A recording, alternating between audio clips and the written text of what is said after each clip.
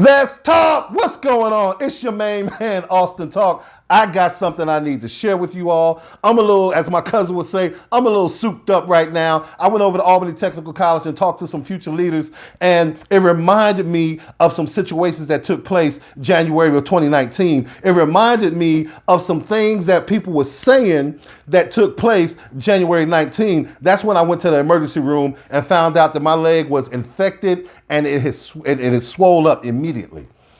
And so that Monday, I went into the hospital and the emergency room, and they took me up, and that early Tuesday morning, after they finished running all the tests, a doctor came in my room that Tuesday. That Monday. And he said, Mr. Alston, we're going to have to amputate your leg. And I was cool with that. I've been trying to get it amputated forever and a day anyway, so it's no biggie. My mind was already prepared to get my other leg amputated. It's no biggie. And I was like, cool. I said, we're going to do it the same way to make sure it's level with the other leg below the knee. He was like, no. I said, what you mean, no? He said, we're going to have to take your whole leg. I said, excuse me? He said, because of how the infection has spread, and we're going to have to take your whole leg. See, my leg was hot and it was it swole up really bad. And he left. And then I started, if you don't believe in God, hey, maybe you should. And so I said, Lord, I don't want them to take my whole leg. And the Lord said, what if they do? And I repeated myself. I said, Lord, I don't want them to take my whole leg. He said, what if they do? And after that, I said, I can handle it. I said, I can handle it if they take it. And so my mental imagery kicked in. So I'm visual. I had to literally see myself walking before my leg ever was amputated. I had to see myself in a winning position before anything ever happened to me. I had to get my mind renewed real quick to understand what's about to happen, but to see myself on the other end of that thing. And so I went on YouTube. I had to see somebody doing what I was about to do. And so I saw an above the knee amputee as well as a below the knee amputee. And I saw how they was walking. They had a little weeble wobble, and I'm cool with that. I said, you know something? I said, I could do this. I see it. And so that Tuesday came, they had surgery. The doctor came in, he woke me up, and he said, Mr. Alston, we didn't amputate your whole leg. What we did is we did a guillotine cut and we took off your ankle. And he said, the reason why we did that is because we wanted to get all the infection out. That's where they messed up at.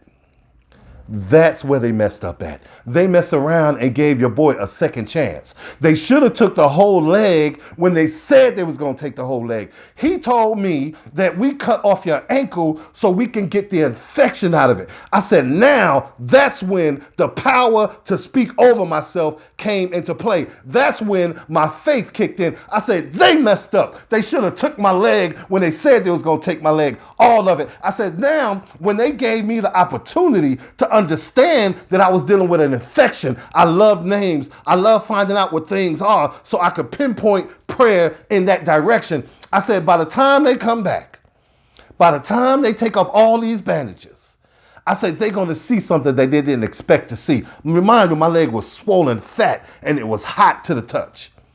So that Thursday came and I was praying and I was talking to myself. I said, whatever's inside of there, it got to go out of there. It's not supposed to be in there. Infection is not supposed to be in my body. It's a foreign substance. It's not doing me any good. So I had to mentally, physically push that stuff up on out of me. By faith, I did it. When God was asking me, what if they take it? He already knew the answer. He already knew the answer. What he was trying to do was say, trust me. And I said, I can handle it. It wasn't really me saying I can handle it. It was me saying, I trust you. Although I don't understand it, I trust you.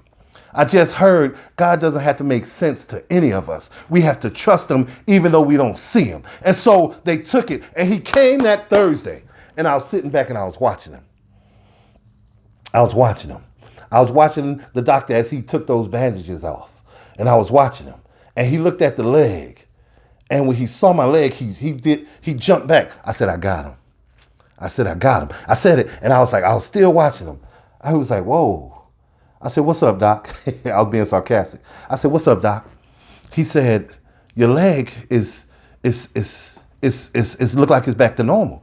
And I was like, man, where my foot at then? Put that thing back on so I get up on out of here. And he was like, and he was touching it. You know when you touch something hot, you touch with the back of your hand? He said, and it's cool. He said, Mr. Alston, we're going to have surgery tomorrow. And I was like, what kind of surgery? Like I didn't know they was going to amputate my leg. I said, what kind of surgery and how far are we going to cut it? And he was like, we're going to cut it just like the other one.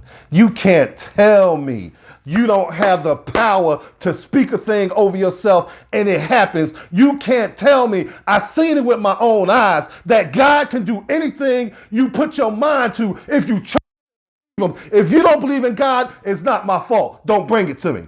I got too much. I'm evidence. Don't bring it to me if you don't believe in him. If you don't believe in him, that's on you. But you can't convince me that he's not real. You can't convince me that he's not a healer, because all the things that I've been through in my life and I haven't lost my mind is proof that God is God, and he don't owe me an explanation. So believe everything that God says about you. I know I'm healed from top to bottom.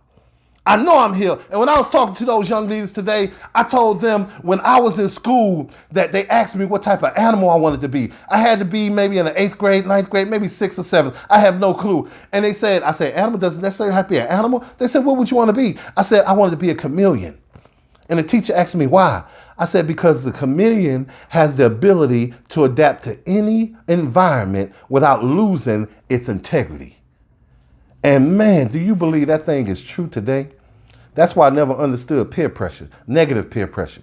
I could go in any environment, any atmosphere, and I won't have to compromise who God created me to be.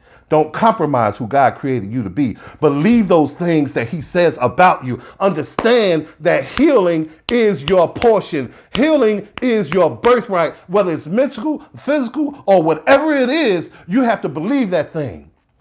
I'm a strong man straight up and down, but I'm not foolish.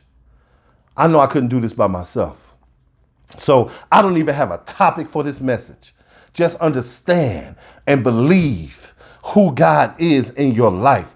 Understand it, embrace it, and understand that you are more than what you see. There's more to you than meets your eye. So once again, I'm just a little souped up, like my cousin would say. I'm feeling a little good about myself, more than normal, because those future leaders pulled some stuff up out of me, and I just had to share it. Yeah, and be mindful that the best is yet to come. I see myself going worldwide. I have an opportunity in June to speak to over 250 Department of Corrections wardens and staff, because they need some motivation too. They need some insight. They need some encouragement as well. They need to be ignited as well.